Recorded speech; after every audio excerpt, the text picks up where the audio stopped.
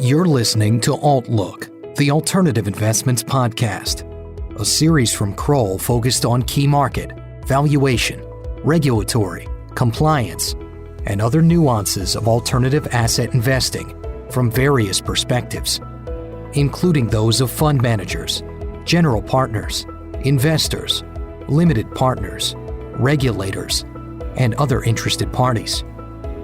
In our second episode, Kroll's David Larsen and Ryan Johnson discussed 2021 year-end valuation considerations for alternative asset investments. I'm David Larsen, a managing director in Kroll's alternative asset advisory practice and a member of the Kroll Institute. As a reminder, we have recently rebranded Duff & Phelps as Kroll. I'm joined today by Ryan Johnson, a managing director from our New York portfolio valuation practice. Thank you, Ryan, for participating in this episode of our Kroll Alternative Asset Podcast series. Ryan was able to participate with me and several of our colleagues in our recent 15th annual Alternative Investment Conference held in November of 2021. If you were not able to participate live, please go to our website, kroll.com, for a link to the replay of that conference. Again, we welcome you to our podcast today. The purpose of our Alternative Asset Podcast series is to delve not only into the nuances of valuation, regulation, governance, and other aspects of investor-manager interactions and relations in the alternative asset space globally, but to really try to make sure that we understand many of the nuances. Our first episode of our podcast series was focused on fair value, why it's important, what it is. Today, we'd like to focus a little bit on some of the things that we would expect to see as we come to our fair value conclusions as of December 31, 2021. For much of 2021, we've seen stock markets that have hovered around record highs. We've seen a good deal of volatility, some very large daily changes. We'll kind of see how things play themselves out as we get to the actual end of the year. But as we kind of think about a second year of coronavirus, the various different types of the Delta variant and other variants that have hit us, where that's going, what the impact is. We've seen throughout this period of pandemic, government interventions. We've seen some of the things that have happened in China, in other places that have placed a regulatory focus on certain types of investments in certain industries. So, Ryan, as we kind of get into a discussion of how to think about fair value, how to value assets, private assets, illiquid assets, as we come to the close of 2021, what kinds of things are impacting that kind of overall landscape that we need to take into account, and kind of how do we think about them? Hi, David. First off, thanks for having me on today's episode. I am approaching my 2-year anniversary in this new remote working environment. As you mentioned, the post-lockdown recovery has transitioned from somewhat of a boom to a slower recovery as we approach year-end. There's still tons of lingering concerns as to where we go from here. As you mentioned, some relevant topics impacting private or liquid investments is, you think about monetary policy and the outlook for inflation. That's huge. The inflation spike has been larger than expected, but is currently being considered as more transitory, which is caused, again, from the effects of last year's lockdown and some supply bottlenecks. And then you take a look at the broader tech sector. It's also still, contending with the global chip shortage and part shortage because of the pandemic. That is having some real impact in China, as China continues to experience power shortages, and companies are warning of more against supply chain issues. That's something that we have to take a close look at as we go into year end, as that could impact sales and profits, right? And just again thinking about other issues, inflation, right? Like I mentioned before, the Fed has maintained that rising inflation is temporary and tied again to these supply chain issues. So the expectation again is that this inflation should decline in 2022, but we don't have a crystal ball, and no one really knows, right? But that's something that again you want to make sure that you're just aware of the developments there. And also thinking about just monetary policy, the Fed is likely to begin tapering back on asset sale purchases as we move into year end. But I don't really expect for any rate hikes as it pertains to the Fed there. So tons of topics, tons of things to think about. I'd also want to mention like Biden's proposed tax increases. That's also creates some uncertainty in the market in the world of mergers and acquisitions as sellers contemplate accelerating a deal, before the higher tax rates go into effect. That's helpful. Let's probe on a couple of those points, maybe a little bit more before we get into some of the maybe nitty gritty of some of the different types of assets that we need to be valued, need to be fair valued. Let's talk, I think it's two of the things that you kind of touched on that I maybe want to delve into a touch more is supply chain and inflation. As we think about projections and when we think about fair value, and we know fair value is using market participant assumptions, and we know fair value is based on what is known and knowable as of a certain point in time, as of a measurement date. And we don't know what's going to happen with inflation. We don't know what's going to happen, whether some of the supply chain issues are, let's say, going to be more systemic, or whether they're just a kind of a moment in time. How do we start applying judgments or think about both of those issues, which are, let's say, definitely impact the performance of a company and the outlook for a company, both their profits and their revenues and their profits, obviously one comes before the other. How do we kind of apply those judgments in a world where we don't know what it's going to be? Do we get to just ignore it and say, oh, well, inflation's been low for years and years, so let's not worry about it? Or supply chains have always worked, just in time has always worked, so the fact that I don't have chips and can't produce my cars, does it really matter? How do we start to edge that in, and how does that start to impact our values? So, David, when you think about inflation, higher inflation is typically unfavorable to to company valuations in the near term. Yeah, again, because it increases your input costs and borrowing costs. In the long term, it reduces expectations of growth, just putting additional downward pressure on equity values. That pressure is again further compounded in the private equity space. In cases where you have high leverage, used to capitalize these companies. In the world of valuation, lower cash flows, generally translates into higher capital costs, which results in lower valuation. That said, as no one has a crystal ball, and while a fundamental analysis is important, it's also important to consider, I guess, how would our market participant respond to changes in inflation and in the outlook there? What would they look for? And a lot of it is just based on, informed judgment and looking at the assumptions that go into your prospective financial information, your forecasts, your multiple selection. I think it's important not to ignore these macro events as they do, weigh in and have some impact on your ultimate value. Got it. So we've also seen a good deal of, I'll say, volatility in the public markets. We'll come back to that a little bit more, but that kind of volatility has hovered around all-time highs, yet we've had daily drops of significant drops, and we'll continue to see kind of some seesaw, and we'll see how things play themselves out as we end 2021, as we begin 2022. And we've seen impacts in the public markets from SPACs and special purpose acquisition companies and the like. They were in great favor at the beginning of the year. They're a little bit in less favor at this point in the year.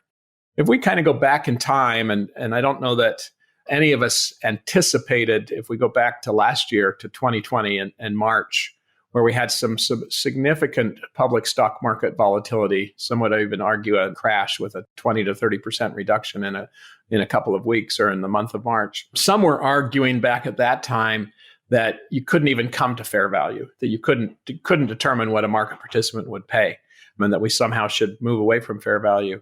The IPEV board issued some special guidance in March of 2020. Does that guidance, is there pieces of it that are applicable in today's world?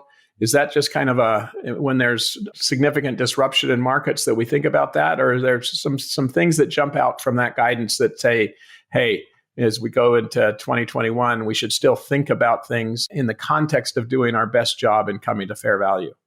Honestly, I think that guidance is very much still relevant today, especially when you consider the heightened uncertainty in today's market.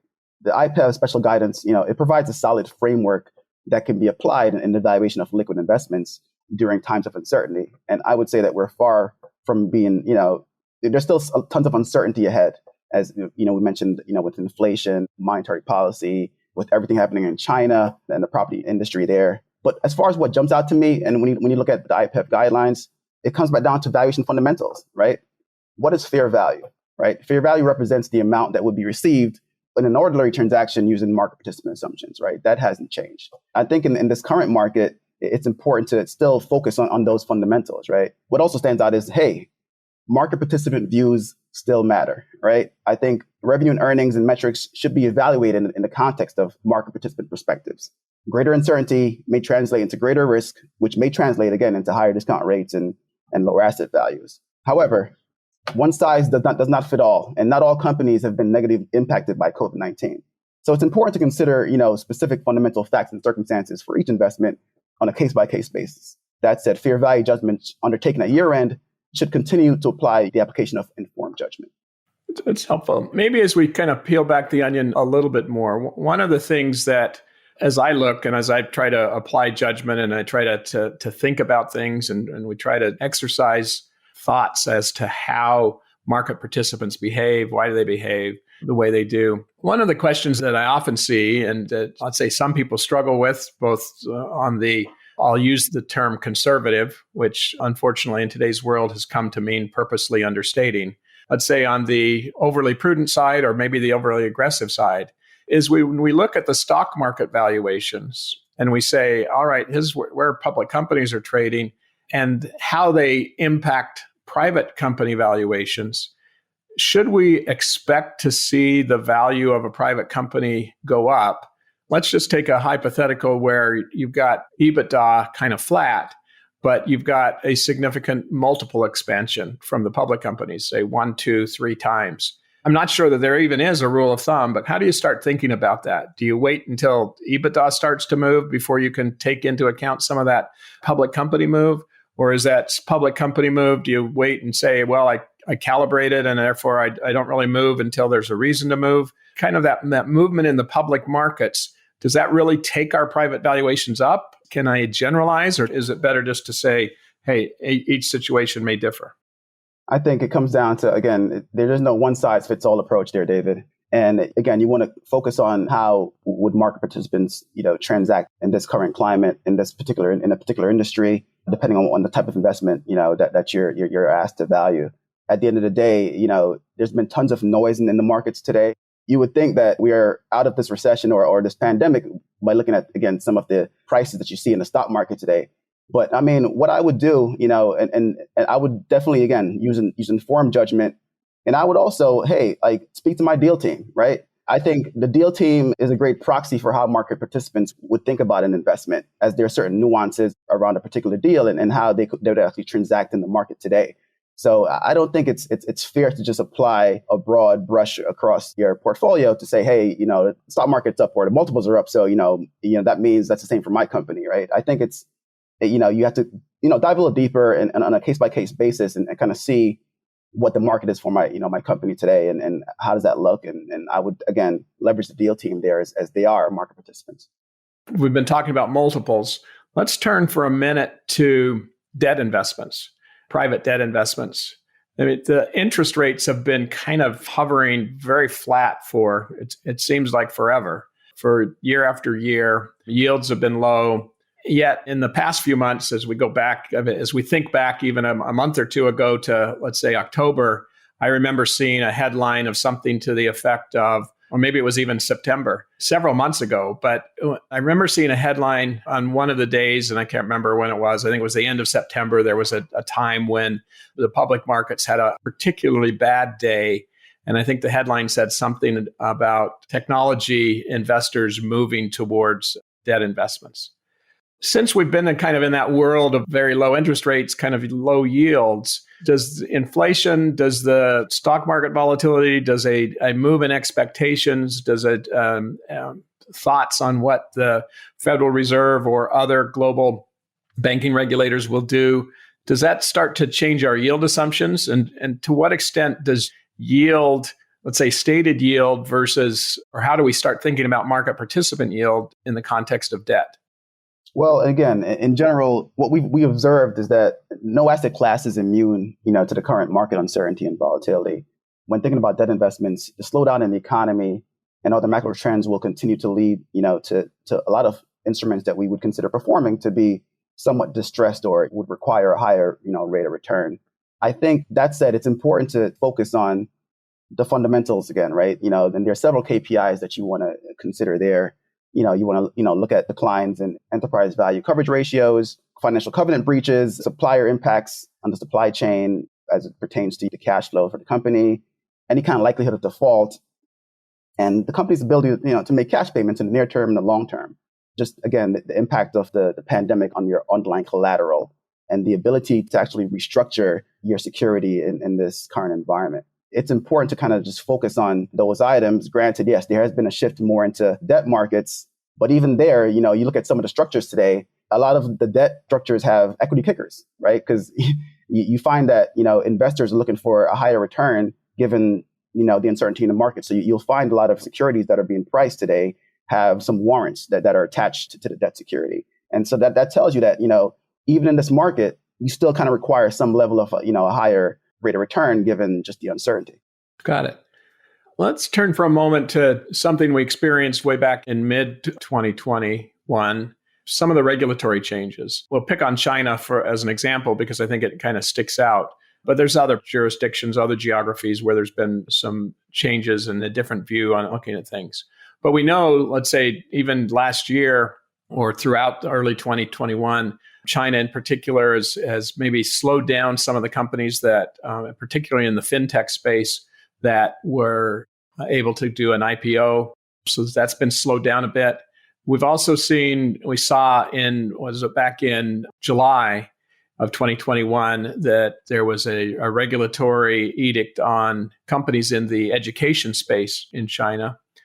When those kinds of things and many of those companies that were kind of high flying at the time, and there were several that were thinking they were going to go IPO, and let's say the value went from 100 to 30 or 100 to 0 kind of overnight. How do we think about, let's say, the potential for regulatory change in the context of what a market participant will pay? Do we have to wait until we actually see it? Do we start pricing that in some way? You mentioned that additional risk often means higher prices, which everything being equal means a lower asset value for what I currently have. But should I start, let's say, taking into account something that I don't know, but that, let's say, is out there that I can kind of possibly anticipate? How do I deal with that kind of unknown of a history of, even if it be short term, of dealing with things like what has happened in China in particular? I'm just picking out as an example that what's happened in the education sector. Do I start thinking, well, that could happen in another sector? Yeah, I think David, it's important to take a step back and understand the industry that your subject company is operating in.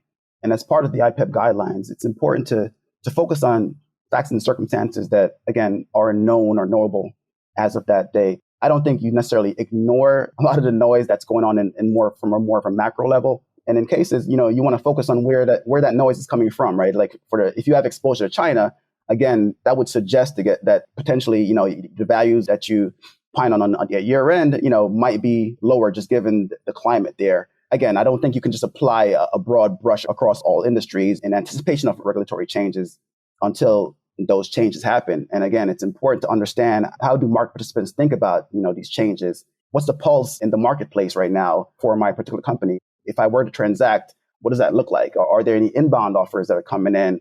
Are they also factoring in the expected regulatory changes across industries, right? Private equity firms on a whole are rethinking their strategies in China due to the uncertainty and regulatory environment there. But, that's a known event, right? These things are actually happening versus, a lot of unknown. It's important to make, again, informed decisions and informed judgment there. But I wouldn't put the cart ahead of the horse. And I would just, again, use information that's known or knowable and just kind of apply market participant judgment there. You hit the nail on the head a little bit earlier. We're saying really the deal team is in many ways the best proxy for how would they invest today. What kind of return assumptions do they have? That tells us kind of how a market participant would behave. You kind of have to be honest about things, but it really is taking that information into account. Because the question we're always answering when we're looking at fair value is, again, how would somebody transact today? It doesn't matter how we transacted necessarily in the past. It's really how would we transact today? What would be that orderly transaction price? Maybe just real briefly, and don't know if it, as I think about it, I'm not sure that I have a good answer, but we know that the LIBOR transition has been out there for some time. It feels like some people have dealt with it. It kind of feels like there's an ebb and flow and it's going away. But as we kind of enter into 2022, is that an issue? Are people going to be caught out? Are there going to be winners and losers as LIBOR goes away? Well, it's interesting topic, right? And something that's almost has taken the back seat in today's market, just given there's just so many moving parts, right, and so many macro events that are happening. But LIBOR, again, the transition there is still very much in play. That said, the banks have been slower than they should be in just kind of like adopting and moving that transition forward. The benchmark transition event does not require an immediate transition to the benchmark reference rate, as the transition date is like December 31st, 2021 for the 1 week and 2 month LIBOR. And then you have the June 30th, 2023 for the overnight 1 month, 3 month, 6 month, and 12 month US dollar LIBOR.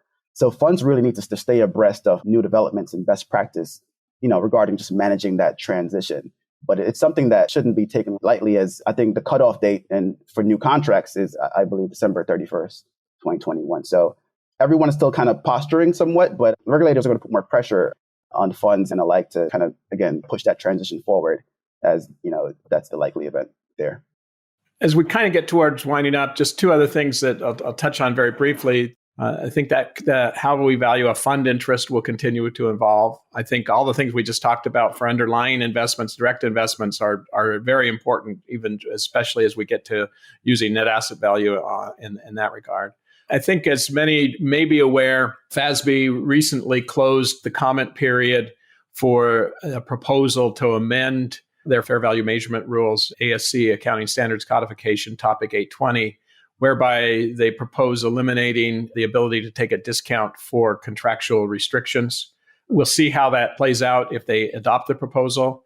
Some would argue it's not going to be overly impactful, as when you have something like an underwriter's lockup, that impacts things, maybe a 5 to 10% discount, depending on the length of time. Just from a purist perspective, I think it's a very misguided proposal, because I don't think it is helpful to the limited partners. And I don't think, from a practical perspective, you can't sell. A market participant would take that into account, and therefore it's incongruent to remove the discount. But that's my political commentary with respect to the proposal. We'll see how it shakes out and how FASB deals with it. So maybe as a final comment as we kind of close out today, Ryan, I appreciate your insights. And I think, as you kind of think about your 1, 2, 3 items that you're really focused on, as you kind of look at the environment, the fair value world, as we end 2021, as we go into 2022, making those judgments, there's certain things you're going to say, all right, here's the bread and butter. Here's the things that each investment I'm going to be looking at and making sure that I understand. My advice to GPs and anyone, again, pricing liquid private investments is don't panic, right? We might be in unprecedented times, but uncertainty in financial markets is not uncommon. Once you have good governance, strong valuation policies and procedures with appropriate layers of review and independent challenge, you're following best practice, essentially. I would just reiterate some of the underlying principles provided by the IPEP guidelines surrounding, again, market participant assumptions. I think that's very important. As there's a significant amount of moving parts that need to be carefully and thoughtfully contemplated, as Q4 valuations be prepared, the magnitude of the valuation impact differs by sector, geography, and on an individual case-by-case basis. So I think it's just important, again, to focus on the fundamentals, right? And use informed judgment in your valuations. And as always, leverage your deal team. The deal team is the market participant, right? They're out there in the market. And a lot of times, a lot of changes in regulatory guidance, that's provided, doesn't reflect how one would transact in a market. Sometimes it's not necessarily practical, right? So I would just focus on how market participants would transact and leverage my deal team there, and to make more informed judgments in value. Thank you for those insights. I think you kind of really articulated that well. I think maybe my one add is that in situations where there's more risk or more uncertainty, generally the required rate of return for an investor goes up. So all things being equal, where there's more risk, you could argue asset values go down because the return needs to be higher. The amount that you're willing to pay to get a required rate of return, which is increasing in times of risk and uncertainty, goes up. Thank you very much, Ryan, for joining me. We welcome your questions. We welcome your suggestions. Please join us for future episodes. Please reach out. You can reach out to me at david.larsen@kroll.com or podcasts@kroll.com. Thank you, Ryan, and thank you all for listening today. Have a great day. This was episode 2 of Kroll's Alt Look, the Alternative Investments Podcast. Thanks for tuning in. And remember to subscribe on Apple, Spotify, or wherever you get your podcasts. On the next episode, we will discuss the impact of private investments being available through target date funds, 401ks, 1940 Investment Company Act, 40 Act funds, collateralized fund obligations, CFOs, and other investment vehicles.